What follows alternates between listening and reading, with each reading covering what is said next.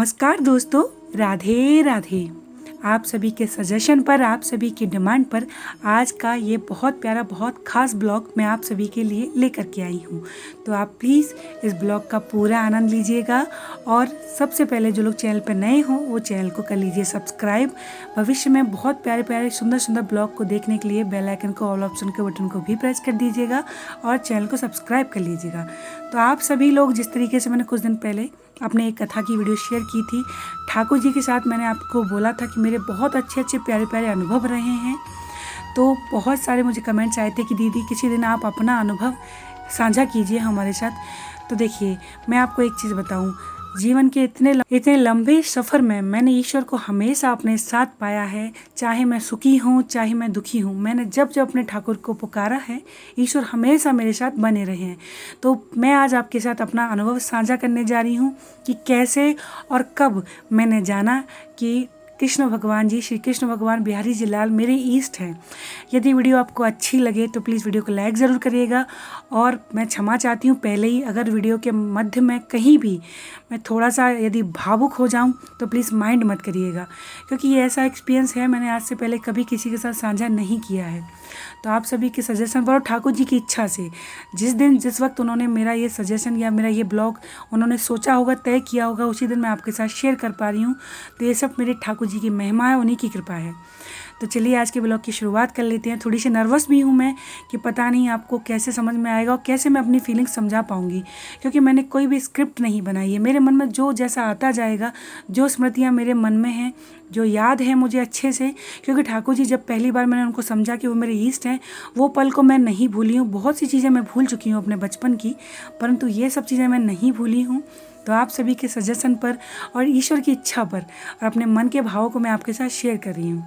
तो चलिए शुरुआत कर लेते हैं। ये उस वक्त की बात है जब मैं शायद 7th-8th की क्लास में पढ़ती थी। तब इतना ज़्यादा बच्चे मैच्योर नहीं हुआ करते थे, आज से कोई 16-17 साल पुरानी बात होगी। तो उस वक्त क्या है, मैं जानती थी ये माँ दुर्गा हैं, ये भगवान जी श्री कृष्ण हैं, ये श्री राम जी हैं। तो उस वक्त क्या हुआ, हमारे जो एरिया था, हमारा जो टाउन एरिया था हमारी सिटी में, तो वहाँ पर सबसे पहले रासलीला का प्रोग्राम हुआ, जिसमें बहुत सारे ऐसा होता है रासलीला, जो वृंदावन से ही लोग जाते थे देश के हर एक कोने में रासलीला करने के लिए। तो वहाँ पर सब लोगों में खबर फैल गई कि रासलीला होने वाली है और बहुत अच्छा सा प्रोग्राम तय किया गया था। 7-8 दिन का प्रोग्राम था, मुझे याद है अच्छे से। तो मुझे उस वक्त रासलीला का मतलब भी नहीं पता था, बस ये पता था कुछ प्रोग्राम है, नाइट में सबको जाना है। तो मैं फ़र्स्ट टाइम, ये समझ लीजिए, सबके साथ जैसे सब लोग गए, तो स्कूल से लौटते वक्त सब अपना होमवर्क वगैरह करके सब लोगों का प्रोग्राम बना, पूरा मोहल्ले वगैरह का जो आसपास का होता है कि सभी लोग रासलीला देखने जाने वाले हैं। तो मुझे सच बताऊं, उस वक्त तक ना तो मुझे रासलीला के बारे में पता था, ना पूजा पाठ के बारे में पता था, और ना ही तब तक मेरा कोई इष्ट था। तो उस वक्त तो बचपन होता है, किताब कॉपियाँ खेलना, बस यही तो होता है जीवन में। आजकल के बच्चे बहुत जल्दी मैच्योर हो जाते हैं, उस वक्त नहीं था। तो उस वक्त स्कूल वगैरह में डिस्कशन हुआ, सभी लोग जाएंगे, सभी वहाँ जाएंगे। तो सभी लोग इकट्ठे होकर के रात को सभी लोगों के सजेशन में हम लोग भी गए रासलीला देखने। तो मैं आपको एक बार बताऊँ, जब मैंने पहली बार रासलीला देखी तो मैंने देखा कि एक कोई व्यक्ति था, कोई लड़का था, कौन था मुझे उसका चेहरा नहीं पता, सांवले स्वरूप में, और ढेर सारी सखियाँ थी उनके स्वरूप में, राधा रानी की सखियाँ टाइप, मतलब बहुत सारे लोग थे। इतनी सुंदर, इतनी मनोहारी, इतनी प्यारी तरीके से वो रासलीला हो रही थी कि जब मैंने फर्स्ट टाइम उस रासलीला को देखा था, तब मैंने पहली बार जाना कि श्री कृष्ण भगवान हैं, और उनके स्वरूप को मैंने उस व्यक्ति में देखा जो वो रासलीला कर रहे थे। इतना मनोहारी दृश्य था उस वक्त का, ऐसा लगा जैसे कि मथुरा वृंदावन हमारे उस छोटी सी जगह पे आ गया था। इतनी सुंदर रासलीला हुई, ठाकुर जी रास रचाते, नृत्य करते, और पूरा मोर वगैरह उनके आसपास नृत्य कर रहे हैं। बहुत सुंदर सा वो दृश्य था जो मुझे आज तक एक एक पल वो याद है। तो जब मैंने पहली बार देखा तो मैं बाध्य हो गई रासलीला से। फिर सेकंड डे फिर प्रोग्राम बना सब लोगों का, जो फर्स्ट टाइम मैं बिल्कुल बुझे मन से गई थी, मेरा ऐसा कुछ नहीं था स्कोप कि मेरा बहुत जाना मन है। लेकिन सेकंड डे जब मैं फिर पहुंची, वही सारी चीज़ें, तो कहते मैंने उस छवि में जो स्वरूप था ठाकुर जी का, उसमें मैं डूबने लगी। मुझे वो चेहरा इतना सुंदर लगता था कि ऐसा लगता था कि बस दुनिया में इससे ज़्यादा सुंदर, इससे प्यारी चीज़ कुछ नहीं हो सकती। मैं उन्हीं को देखती रहती थी। ठाकुर जी के उस स्वरूप से मुझे प्रेम हो गया। और प्रेम तो निश्चल होता है, कोई संबंध कोई चीज़ नहीं देखता। बस मुझे ये लगा ये बहुत प्यारे से हैं, कैसे भी करके ये मिल जाएं, इनकी सेवा मिल जाए, या जिस तरीके से ये रास रचा रहे हैं कहीं ना कहीं बस मैं हिस्सा बन जाऊँ उस सब चीज़ों का। तब मैं अपनी लाइफ में तब तक वृंदावन कभी नहीं आई थी, लेकिन मेरे मन में ठाकुर जी की ऐसी छवि समा गई। मुझे लगता था हो सकता है कि वृंदावन में आज भी ऐसा होता होगा, ठाकुर जी आज भी आते होंगे और आज भी राशि होती होगी, आज भी माखन होता होगा, आज भी गोपिकाएं होती होंगी, आज भी ग्वाले गाय सब होता होगा। ना मेरा पढ़ाई में मन लगा, ना मेरा किसी और चीज़ में मन लगता था। बस मेरा मन कहीं ना कहीं जाकर ठाकुर जी में रम गया। पहली बार मैंने उस पूजा को, उस भाव को, उस फीलिंग्स को जाना, ठाकुर जी की वो छवि देखी। पहली बार समझा कि कुछ इष्ट होते हैं, कोई जीवन में ऐसे होते हैं जिनके प्रति आप पूरी तरह से समर्पित होते हैं। मैंने पहली बार ही वहाँ से ईश्वर मेरे इष्ट बने। मैंने उनकी पूजा सेवा चालू की। जब वो रासलीला समाप्त हो गई उसके 15-20 दिन बाद तक मुझे उसकी छवि दिखाई देती थी। मुझे हर जगह मुझे वही दिखते थे। वो कभी यहाँ नाच रहे हैं, कभी वहाँ नृत्य हो रहा है, कभी वहाँ रासलीला हो रही है। बहुत सारे ढेर सारे मोर के पंख लगा कर ठाकुर जी पूरा नृत्य कर रहे हैं। आसपास महसूस होते थे, लगता भी यहाँ से आएंगे, लगता था कभी वहाँ से आएंगे, लगता था कभी सामने आ जाएंगे।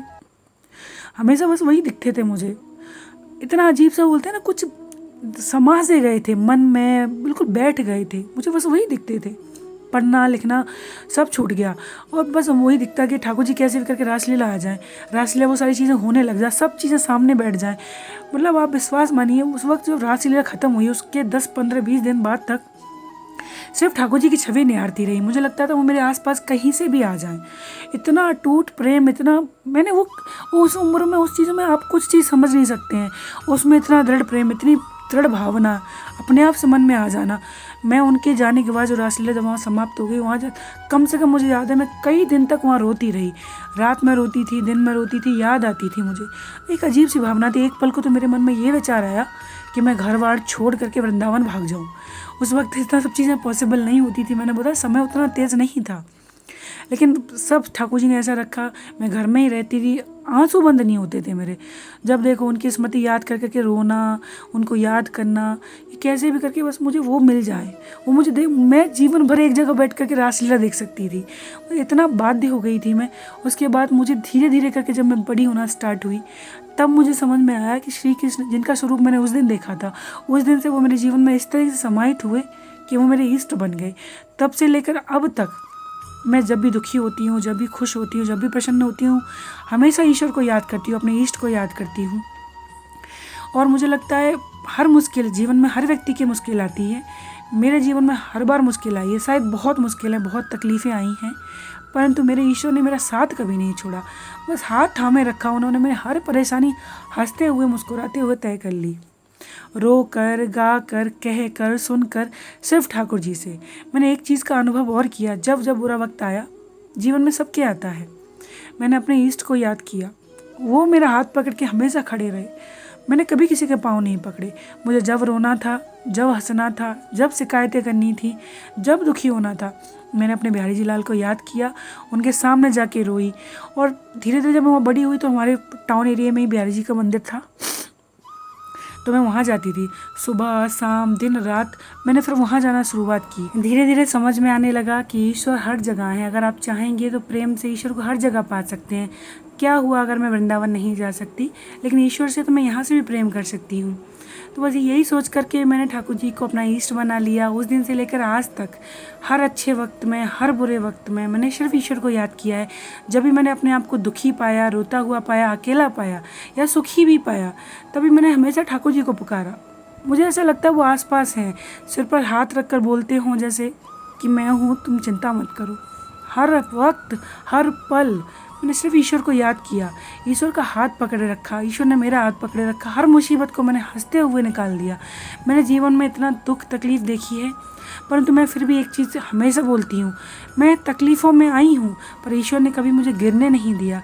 वो हमेशा मुझे संभाले रहे, हमेशा हृदय से लगाए रहे, मेरे साथ खड़े रहे। मैंने ईश्वर को हमेशा अपने आसपास महसूस किया है, बहुत बार महसूस किया है।